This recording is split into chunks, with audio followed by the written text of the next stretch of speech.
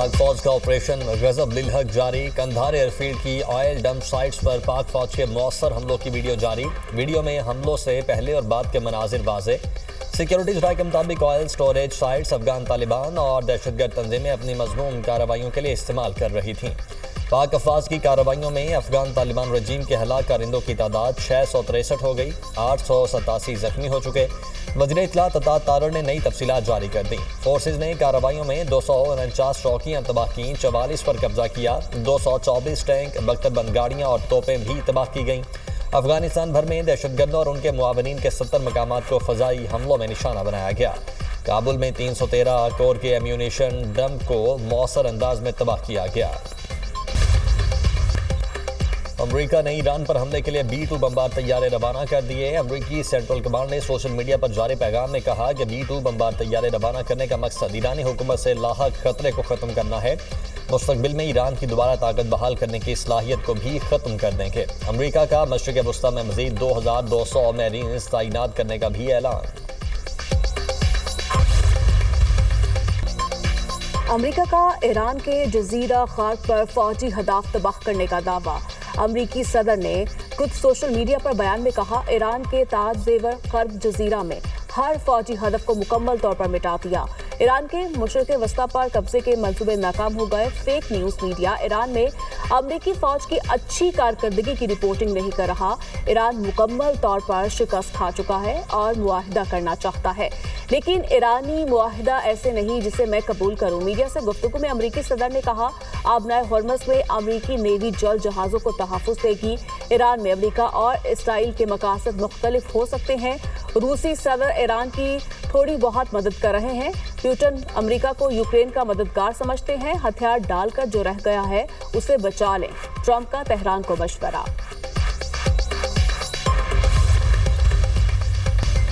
शुमाली Korea ने मशरकी साहिल की जानिब 10 मिसाइल फायर कर दिए। जनूबी कोरियन फौज की तमाम मिसाइल फायर किए जाने की तस्दीक। खबर एजेंसी के मुताबिक शुमाली कोरिया की जानिब से मुमकिना तौर पर बैलिस्टिक मिसाइल फायर किए गए। मिसाइल जापान के खुसूसी इक्तिसादी जोन से बाहर समंदर में गिरे। ईरानी तेल और तवानाई इंफ्रास्ट्रक्चर पर हमला नाकाबिले कबूल है। हमले के जवाब में तवानाई की तनसीबात को तबाह करने की धमकी। ईरानी हुकाम का कहना है कि खित्ते में मौजूद अमरीकी तवानाई से मुतल्लिक कंपनीज को निशाना बनाएंगे। ईरानी मीडिया के मुताबिक हमलों के बावजूद जजीरे पर ईरानी फौज का मुकम्मल कंट्रोल है। जजीरे के दिफाई निज़ाम को दोबारा फ़ाल कर दिया गया है।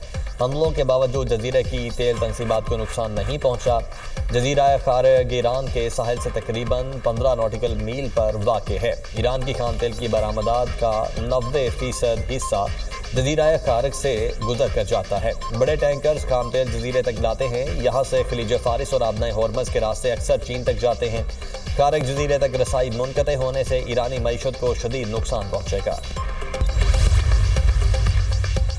अमेरिकी सदर ने ईरान की अफजूदा यूरेनियम रूस मुंतकिल करने की पुतिन की पेशकश मुस्तरद कर दी।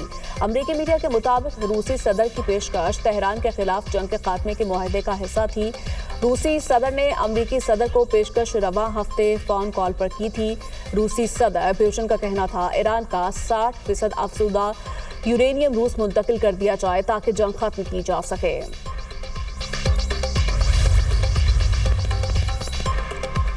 अमेरिका और इसराइल की ईरान में शदीद बमबारी। ईरानी मीडिया के मुताबिक तेहरान, इस्फहान, कुम और कर्ज में धमाकों की आवाज़ें सुनी गईं। ईरानी मीडिया के मुताबिक शिराज इंटरनेशनल एयरपोर्ट पर शदीद बमबारी की गई। इसराइल के लिबनान में भी हमले। सेहत मराकज़ पर इसराइली बमबारी में कम अज़ कम 12 अफराद जाम हक। शहादतों की तादाद 773 हो गई।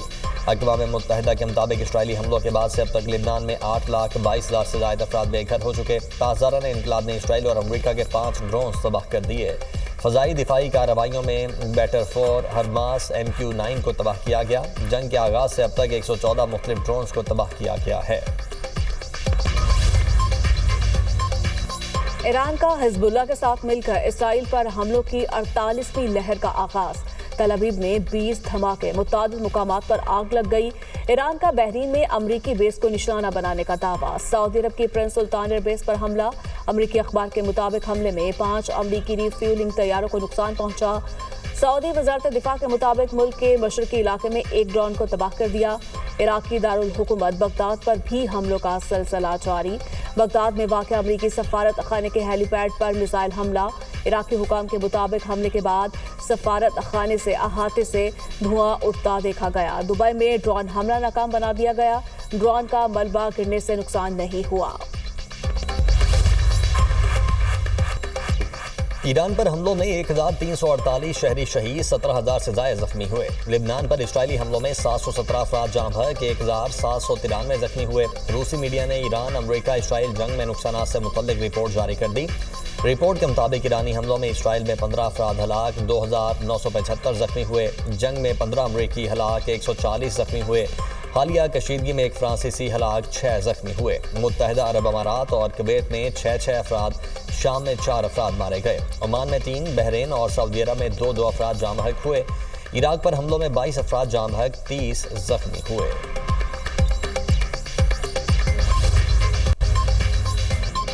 वर्ल्ड कप के हवाले से पुरुम्मीद थे, लेकिन वैसे नतायज हासिल नहीं कर सके। कौमी सिलेक्शन कमेटी के अरकान की प्रेस कॉन्फ्रेंस। आकिब जावेद ने कहा, टीम को कम अज कम सेमीफाइनल तक जाना चाहिए था। सारी चीजें बाहमी मुशावरत से होती हैं। सिलेक्शन के वक्त कोच को भी साथ बिठाया जाता है। किसी एक परफॉर्मेंस पर टीम में शामिल नहीं कर सकते और ना निकाल सकते हैं। सिलेक्टर्स को पता होना चाहिए अनफिट खिलाड़ी कैसे वर्ल्ड कप स्क्वाड में शामिल हो गया। फखर जमान अनफिट हैं, इंक्वायरी करवा रहे हैं। सरफराज अहमद ने कहा, गाजी गौरी की मौजूदा परफॉर्मेंस बेहतरीन थी, वो प्लेयर ऑफ द टूर्नामेंट भी हुए। हसीबुल्ला की भी 4 से 5 माह नेशनल क्रिकेट अकेडमी में ट्रेनिंग हुई। मिसबुल हक बोले, कोशिश होती है टीम की ज़रूरत के मुताबिक बेहतरीन ऑप्शंस दिए जाएं। टीम में बेहतरी के लिए अपना भरपूर किरदार अदा करते रहेंगे। चेयरमैन पीसीबी से सिलेक्शन कमेटी के मेंबरान की मुलाकात। मोहसिन नकवी ने सिलेक्शन कमेटी को मुकम्मल फ्री हैंड दे दिया। कहा, बगैर किसी दबाव के ईमानदारी से फ़राइज़ सर अंजाम दें। किसी की तनकीद बराए तनकीद की परवाह न करें। मेरी पूरी सपोर्ट आपके साथ है। मिसबाहुल हक, सरफराज अहमद, असद शफीक और आकिब जावेद ने भरपूर एतमाद के इजहार पर चेयरमैन पीसीबी मोहसिन नकवी का शुक्रिया अदा किया।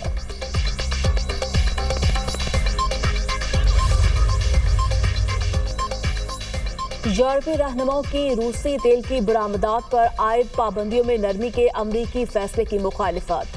यूरोपीय काउंसिल के सदर एंटोनियो कोस्टा ने अमरीकी फैसले को इंतहाई तशवीशनाक करार देते हुए कहा, फैसले से यूरोप की सलामती मुतासर हो सकती है। पाबंदियों में नरमी से यूक्रेन के खिलाफ जंग लड़ने के लिए रूसी वसाइल में इजाफा होगा।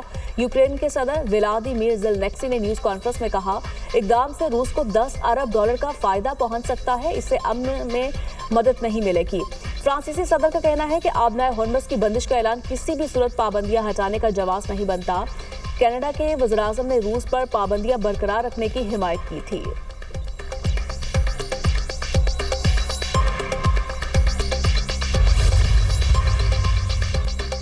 फ्रांस और यूरोपीय ममालिक ने घुटने टेक दिए। आबनाए हॉर्मस से जहाज़ों को गुजारने के लिए ईरान से बातचीत। फाइनेंशियल टाइम्स के मुताबिक यूरोपीय ममालिक मशरिक़ वस्ता से तेल और गैस की बरामदात दोबारा शुरू करवाना चाहते हैं।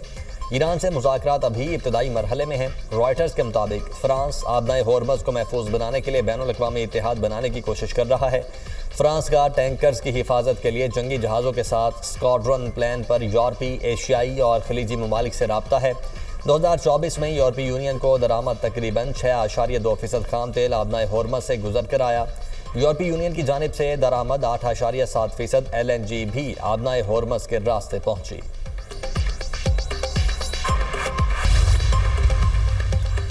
मशरिक़ वस्ता में जारी जंग के साथ आलमी मंडी में तेल की कीमतों में इजाफा। बरतानवी खाम तेल की कीमत $103 फी बैरल तक पहुंच गई। अमरीकी खाम तेल की कीमत में $98 फी बैरल हो गई।